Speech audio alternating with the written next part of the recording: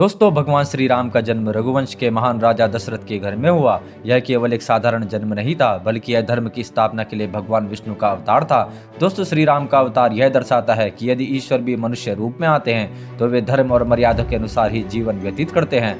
दोस्तों, यह अद्वैत और भक्ति दर्शन का संदेश देता है कि ब्रह्म स्वयं भी जीवन में अनुशासन और त्याग से जुड़ा है।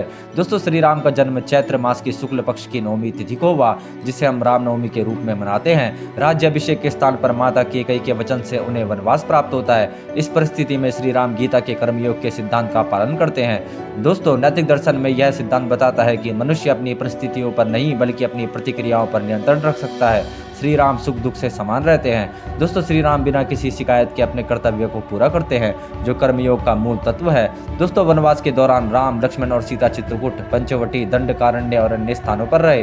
रावण सीता का हरण करता है, जो एक और अधर्म का प्रतीक है, और दूसरी ओर माया का। भक्ति प्रदर्शन के अनुसार सीता जीवात्मा है, राम परमात्मा है, और रावण वह अहंकार है जो जीवात्मा को परमात्मा से अलग करने का प्रयास करता है।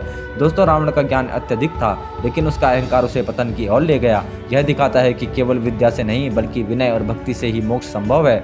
दोस्तों, सीता की अग्नि परीक्षा यह दिखाती है कि जीवात्मा को कठिन परीक्षाओं से गुजरना पड़ता है ताकि वह अपने शुद्ध रूप में परमात्मा से मिल सके। दोस्तों, हनुमान जी ने माता सीता की खोज के लिए समुद्र लांघा और लंका पहुंचकर अशोक वाटिका में उनसे भेंट की। रावण को पराजित करने के लिए श्री राम ने अग्निबाण और ब्रह्मास्त्र का प्रयोग किया।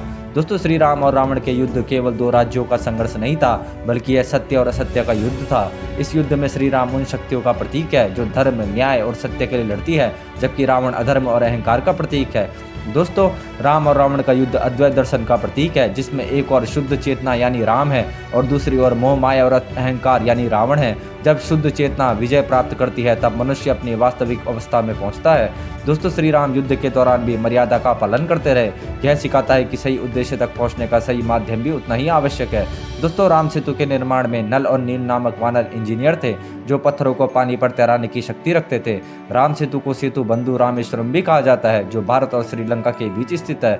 दोस्तों, युद्ध के बाद श्री राम अयोध्या लौटते हैं और राम राज्य की स्थापना करते हैं। यह केवल एक शासन व्यवस्था नहीं थी, बल्कि एक उत्कृष्ट दर्शन है जिसमें धर्म, न्याय और सामाजिक सम्मान का संरक्षण होता है। नमस्कार मित्रों।